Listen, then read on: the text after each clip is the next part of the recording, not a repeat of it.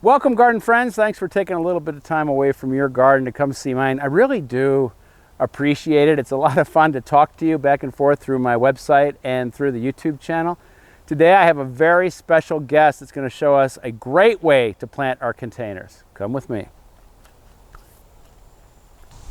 Well, I'm joined by Ashley Mariani from Pitt Moss, and Ashley and I have been working together for a long, long time. Yes, it has been. I'm a big supporter of what Pitt Moss does. This is not an advertisement for Pitt Moss. They're not paying me to do this. This is what I use, and especially for my containers. Absolutely. This thing is called a PopUp Garden, and it's really nice. It is really nice. It comes together without any, I didn't use instructions.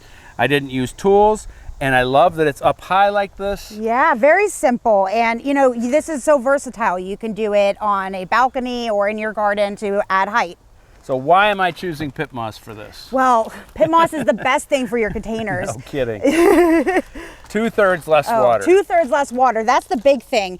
Because, can I open it up? Do you mind? Sure, Are we going to start filling this bad boy? All right. So the best thing about Pitt Moss is we make it from recycled paper. And the way we process it just allows for a lot more surface area. Wait. Oh, go ahead. Oh yeah, we don't want to. Lightweight.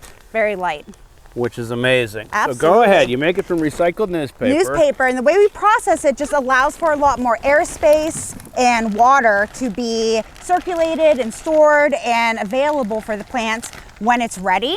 No Pitt Moss. I mean, no peat no moss. Peat moss. I keep having to say that. It's hard, I know. Pitt Moss is not peat moss, and why no peat? What's the wrong with peat? Well, peat actually comes mostly from bogs out of the USA, and the important thing is they store a ton of carbon. So whenever we go to dig them up and get the peat that's been, really been forming for over a millennia, we're releasing a lot of carbon, we're disturbing a lot of native land. So it's really best to avoid those really important native landscapes and just use recycled products instead to grow your plants.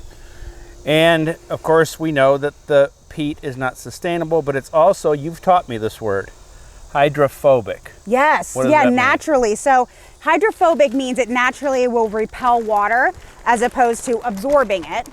Paper is very different. So you can imagine like a paper towel, how that absorbs liquids. So peat is hydrophobic. However, if you Google it, it will probably tell you that it's not. It does absorb water. The thing is they add a lot of chemical surfactants and wetting agents to make that peat actually absorb water. So this version of Pitt Moss that I love is called Pitt Moss Plentiful. Yes. It has organic fertilizer in it, and if you look all through the garden, their containers are filled with this, especially if you ever see those 15-gallon fabric pots that I like to plant.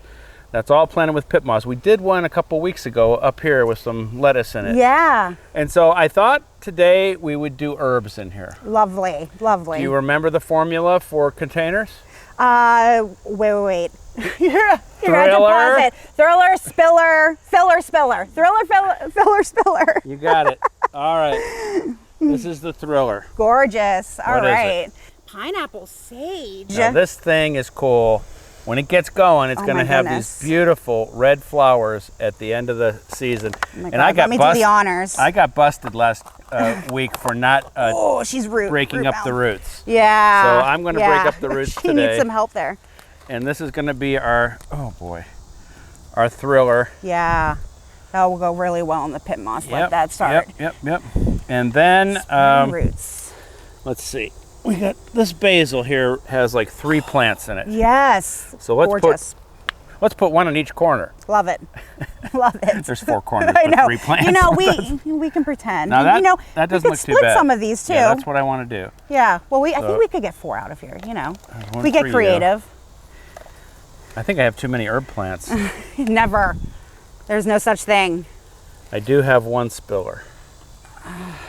Got it? See, look at that. And you might think it's late in the season to be planting all this stuff, but no, especially when, you did split it. Haha. 4 corners. Mm-hmm. Especially for basil. When a nursery brings in these fresh herbs like this, these haven't flowered yet. And so when a basil flowers, it doesn't taste bad, it just tastes different. Mm-hmm. And so these are going to be going nuts. And we've got all the way through, we're in August right now, we've got all the way through October these days for the tender things to continue. And since this thing is so lightweight and portable, the pop-up garden, when it does get cold, I'm taking this into the unheated greenhouse, and we're going to have herbs all the way year at least. long. Yes.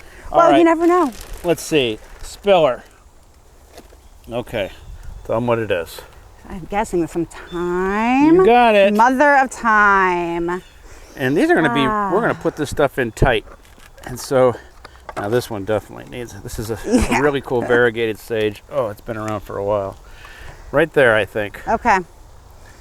Since these are Mediterranean plants that come from a dry climate, they can take just about anything. And when you're doing this with the roots, you have to be brutal. Mine's not too bad. I'm just kind of airing them out a bit. All right. Stick that down in there. Man, when this thing Gorgeous. gets going, it's going to be beautiful. Spiller. I got to fit my rosemary in here, though. Oh, you've got to. I don't think I have room for my You're gonna oregano. have. I'm going to put someplace else for the oregano. You're gonna be cooking your family some yummy meals. Well, you know me. Doug. Garlic, rosemary. We're done. Yeah. We're ready to cook. All right. What do you think, Ash? Fantastic. It's so pretty. That didn't even take that long. Now I got to remember where I put the watering can. I'm going somewhere else. no. You talk to them. Well, this is an absolutely gorgeous container, and that took like 2 minutes. 2 minutes to do. I mean, obviously we had 2 people, but really does not take that long. Okay, tell us about your garden this year. So, oh man, well, I have a 2-year-old, and my most favorite thing that I grow every year now, because she loves them, is ground cherries. Oh, because they're just so easy, and I spread them in seed in just a big raised bed, and she every day wants to go out and pick the ground cherries that are starting to fall now, and she eats them, and so she's getting like a vegetable fruit every day, which I love. So the other thing we're going to plant are these cool trays. Ooh, okay. You know, I was looking at succulents or portulaca, something like that, but I couldn't find them in flats. And so I've got marigolds. I love marigolds, and this is going to take some watering when it's this size in the summer. But with the Pitt Moss, it will give you a lot more. For me. Yep, it will give you a lot more room, wiggle room, so to speak, with your watering. It saves me for the summer. If I go away, like last year we had a long drought. I had all my containers with Pitt Moss, and I was gone like 18 days and without any problems.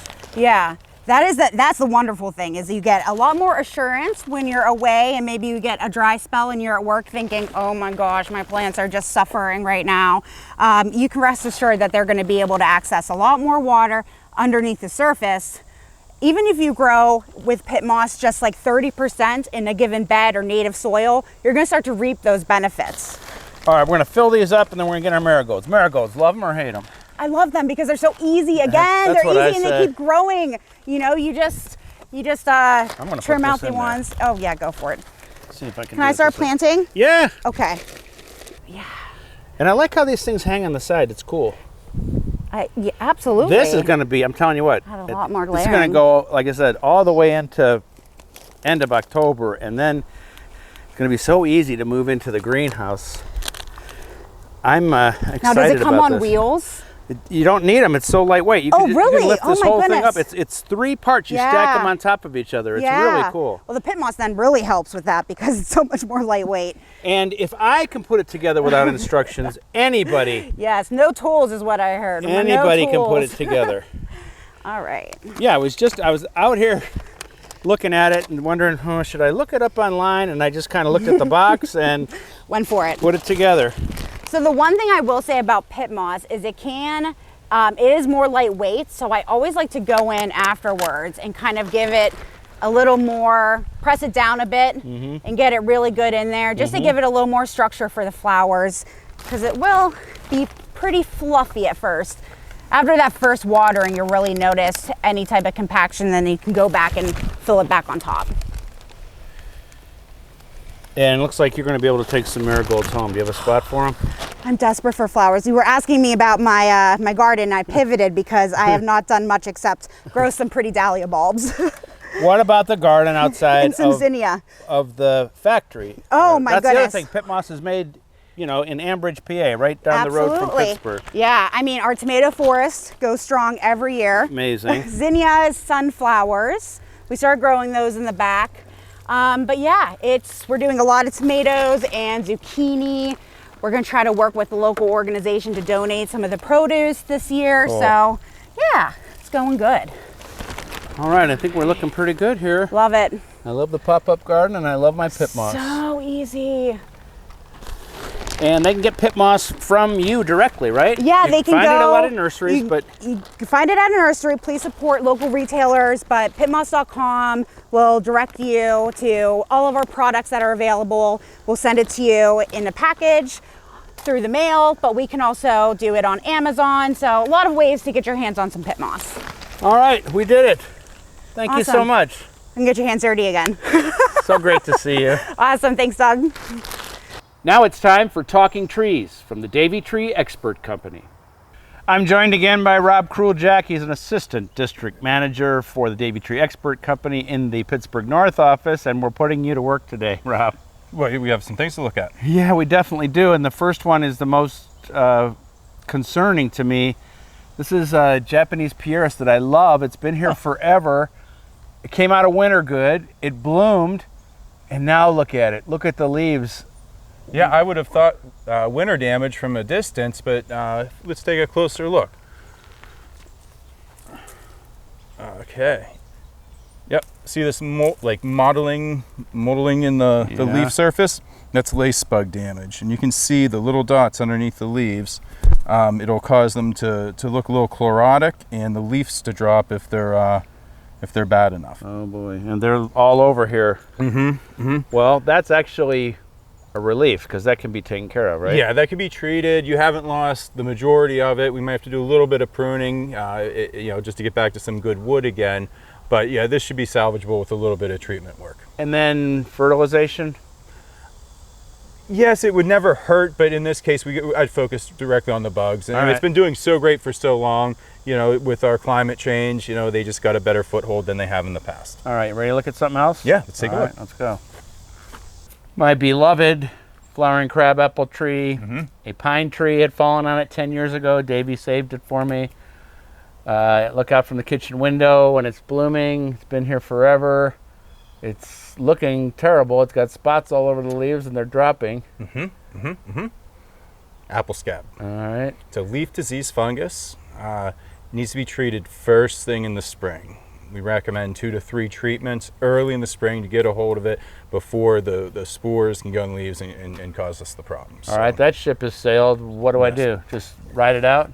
Yeah, ride it out for this year. It's more cosmetic than, it's not going to absolutely kill your tree. It might weaken it, might stress it. When we have compounding factors, you have to watch out for that. When you come to fertilize the pieris, yes, we could do that in a spring fert situation. Yes, that could be done at the same time. Yeah. All right, and great. We have really good results. Typically, depending on the weather, again, the rain and a lot of moisture is not good. If this is more of a manicured space, I'd tell you to be cleaning the leaves up a lot more. That would help kind of knock that back. I like my spaces unmanicured. Right, yes. Let's go look at something else. Well, the indestructible juniper. It doesn't look so indestructible. A little shaded in here, right? We're under a pretty dense canopy. And we always have some natural needle drop. Even though these are evergreen trees, you're always going to have some needle drop. You have our new growth, like second year, third year, and then everything beyond that, a lot of times you'll lose anyway. But what I like to check for in these types of situations with your evergreens, your junipers, your little Alberta spruces, hemlocks sometimes are for mites. And a good way to test this is we take a clean sheet of paper. Put it on my 2009 Mustang calendar, right? Never been opened. Nice, firm, smooth surface. Great Christmas gift. Yeah. Knock this down. Okay, and then we're just going to take our hand and rub it here on the surface of the paper, and we're looking for smears, which are actually dead little mites. There's one right there. Yep. There's one right there. Yep. So these little reddish color marks are all little mites. They've just been smushed. So again, probably not the entire problem, but they're definitely there. So a little bit of maintenance, some other things, and you could probably get this green back up. Fertilizing this, that's where I would suggest. All right, this will be another one on the fertilization list, but horticultural oil for this or not for mites? Yes, that would work for mites. Well, as always, It was a great help. Yeah, Thank you very thanks. much. And Glad to that's be the help. way to shake hands with somebody like this hand. Well, you have the strong hand. I have like the hand for writing. Thanks. Duly noted. Thanks. For more information about everything we talked about today, including Pitt Moss, go to dougoster.com. And I'd love it if you'd subscribe, like, and send me a comment. Tell me what you think of that stuff. Until next week, keep planting, and we'll see you then.